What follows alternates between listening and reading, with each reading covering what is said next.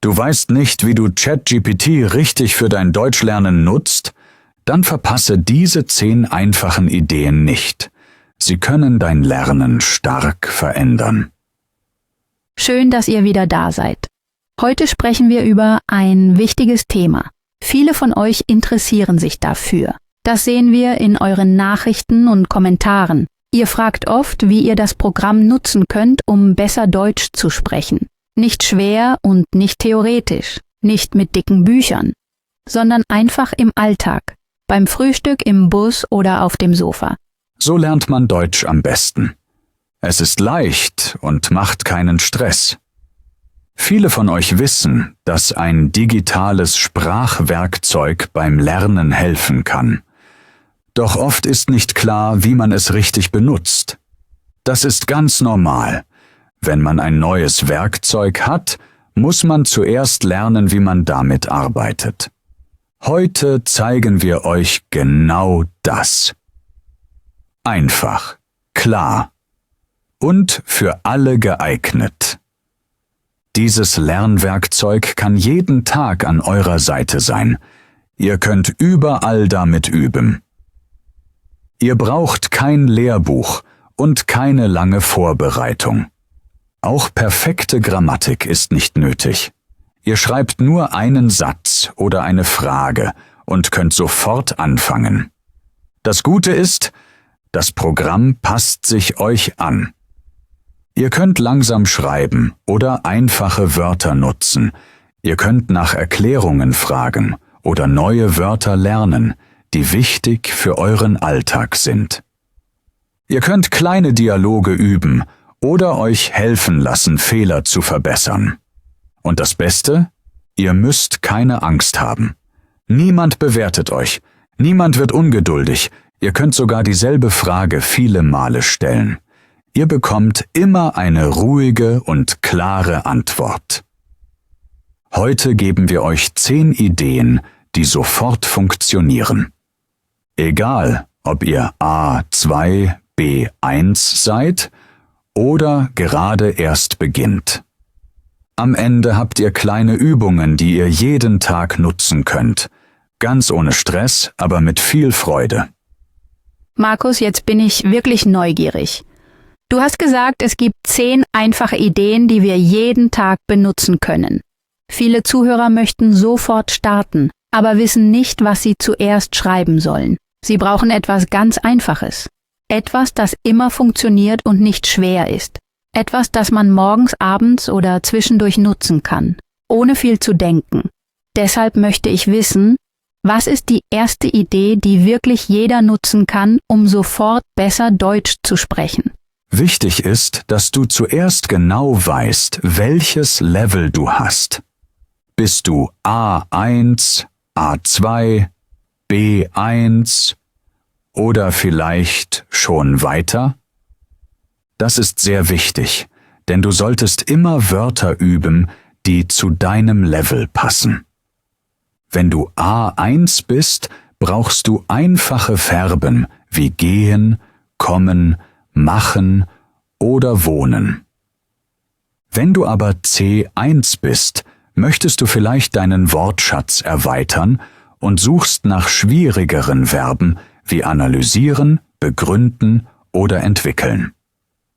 Die erste Aufgabe ist also, sag deinem Lernpartner dein Level und bitte um die wichtigsten Verben für dieses Level. Das ist sehr leicht, aber es hat eine große Wirkung. Du bekommst nur die Wörter, die du wirklich brauchst, nicht zu viele, nicht zu schwere. So lernst du schneller und klarer. Danach kommt ein sehr wichtiger Schritt. Dieser Schritt macht dein Deutsch viel flüssiger. Du kannst dann sagen, bitte schreibe mir einen kleinen Text mit diesen Verben. Das ist hilfreich, weil du die Verben nicht nur einzeln siehst, sondern in ganzen Sätzen. Du hörst, wie sie klingen, du siehst, wie sie benutzt werden. Genau das brauchen viele Lernende. Diesen Text kannst du jeden Tag lesen. Am besten laut. Morgens, abends oder in deiner Pause. Dann passiert etwas automatisch. Die Wörter bleiben in deinem Kopf. Du brauchst nicht mehr nachzudenken. Du kennst die Verben und kannst sie schnell benutzen. So macht Deutschlernen Spaß. Aus einer kleinen Liste und einem kurzen Text entsteht echter Fortschritt. Jeden Tag ein bisschen mehr.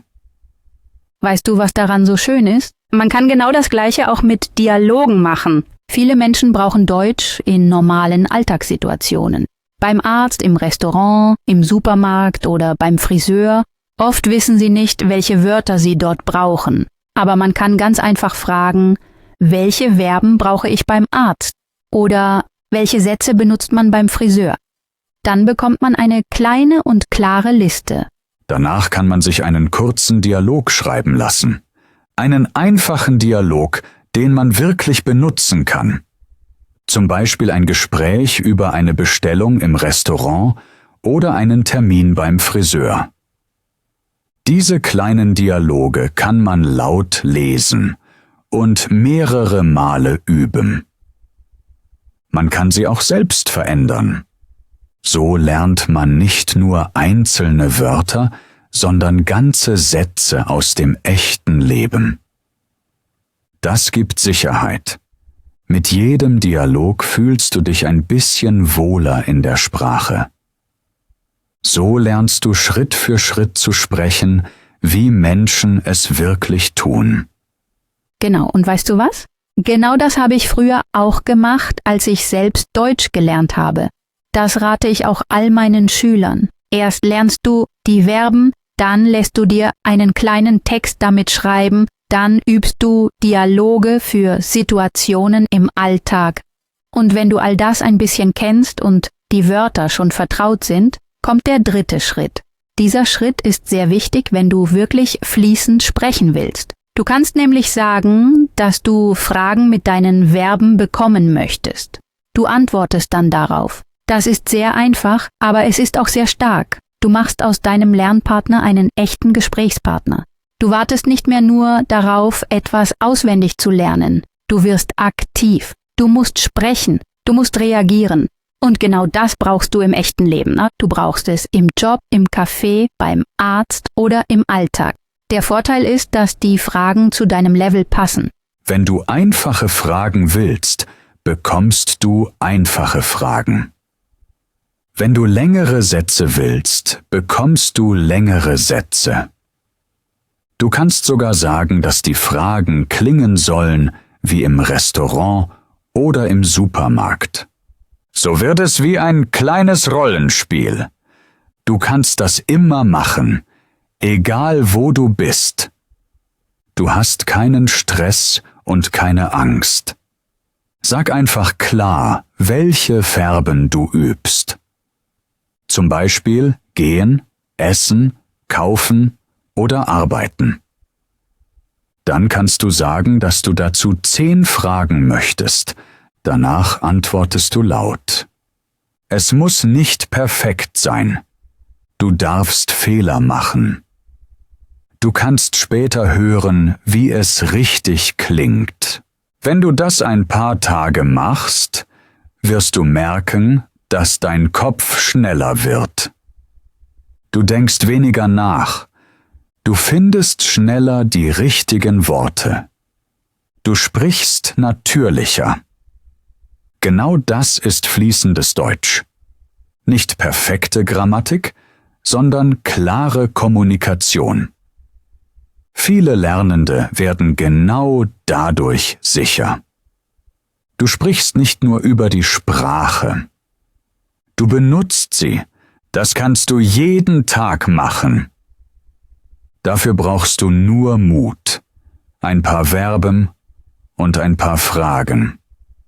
So trainierst du echtes Deutsch, das du draußen wirklich brauchst. Und jeder kann das schaffen, Schritt für Schritt. Ja, und dazu möchte ich noch etwas sagen. Es ist wichtig, dass du keine falschen Sätze immer wieder wiederholst. Denn wenn du Fehler jeden Tag benutzt, bleiben sie im Kopf. Deshalb ist es gut, regelmäßig einen kleinen Check zu machen. Eine sehr gute Methode dafür ist ein Tagebuch. Du kannst jeden Tag ein paar Sätze schreiben. Das kann jeder. Du kannst zum Beispiel schreiben, was du heute gemacht hast. Wenn du die Vergangenheitsform übst, kannst du einfache Verben benutzen, wie gehen, machen, essen, arbeiten, treffen, schlafen, kaufen oder lernen. Daraus baust du kleine Sätze wie ich bin zur Arbeit gegangen, ich habe Kaffee getrunken, ich habe meine Freundin getroffen. Du kannst jeden Tag denselben Ablauf schreiben oder etwas Kleines aus deinem Tag. Ein Tagebuch muss nicht perfekt sein, es muss nicht lang sein, es muss nur ehrlich sein. Dann kannst du es prüfen lassen. Du bekommst dann Hinweise, wie du deine Sätze besser machen kannst. Du bekommst keine Note, kein Falsch und kein Druck. Du bekommst nur freundliche Tipps, wie der Satz natürlicher klingt. So lernst du jeden Tag etwas. Nach einer Woche schreibst du viele Verben schon richtig. Nach 2 Wochen klingen deine Sätze flüssiger. Nach ein paar Monaten kannst du deinen ganzen Tag frei erzählen. Und genau dieses kleine Tagebuch macht den größten Unterschied. Es wird zu deiner eigenen Lernroutine. Und diese Routine bringt dich jeden Tag weiter. Ja, das ist ein sehr wichtiger Punkt. Wenn man so viele Möglichkeiten hat, kann man schnell den Überblick verlieren. Man kann Texte üben, Dialoge lesen, Verben trainieren oder ein Tagebuch schreiben. Viele Lernende sagen dann, ich weiß nicht, womit ich anfangen soll. Genau hier hilft ein einfacher Lernplan. Ein Plan muss nicht groß sein. 10 Minuten am Tag reichen. Das ist sehr effektiv. Jeden Tag ein kleiner Schritt ist besser als einmal pro Woche viel Stress. Regelmäßigkeit ist viel wichtiger als lange Lerneinheiten. Ein Lernplan kann zum Beispiel so aussehen. Am ersten Tag übst du 10 wichtige Verben. Am zweiten Tag liest du einen kleinen Text mit diesen Verben. Am dritten Tag übst du einen kurzen Dialog. Am 4. Tag beantwortest du 5 Fragen. Am 5. Tag schreibst du einen kleinen Tagebucheintrag. Am 6. Tag lässt du deine Fehler prüfen. Am 7. Tag schreibst du eine kurze Zusammenfassung deiner Woche. Das ist sehr einfach, aber es funktioniert sehr gut. Du musst nicht überlegen, was du heute übst. Der Plan sagt dir jeden Tag, mach heute nur dieses kleine Stück. Und das machst du dann. Du kannst deinen Plan auch anpassen. Wenn du mehr sprechen willst, bekommst du einen Sprechplan. Wenn du die Vergangenheit üben willst, bekommst du einen Plan dafür.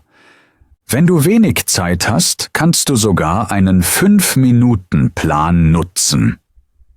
Ein Plan gibt dir auch ein gutes Gefühl. Du siehst nach einer Woche, dass du 7 kleine Schritte gemacht hast. Nach einem Monat merkst du, dass du neue Wörter benutzt. Das motiviert und hilft dir an Tagen, an denen du müde bist. Ein klarer Plan macht das Lernen leichter. Du folgst ihm einfach. So kommst du Schritt für Schritt weiter. Heute war das eine sehr hilfreiche Folge. Man sieht, wie viele einfache Wege es gibt, jeden Tag Deutsch zu üben. Und das ganz ohne Stress. Du kannst Verben lernen, Dialoge sprechen, Fragen beantworten, Texte schreiben oder Fehler prüfen lassen. Du kannst dir sogar einen eigenen Lernplan machen lassen, so fühlt sich Lernen nicht schwer an. Es wird zu einem Teil deines Tages. Und genau das macht es leicht, jeden Tag weiterzumachen. Viele merken gar nicht, wie schnell sie besser werden können. Kleine Schritte bringen große Veränderungen. Fang einfach an. Mach es dir leicht. Nutze die Möglichkeiten, die du hast.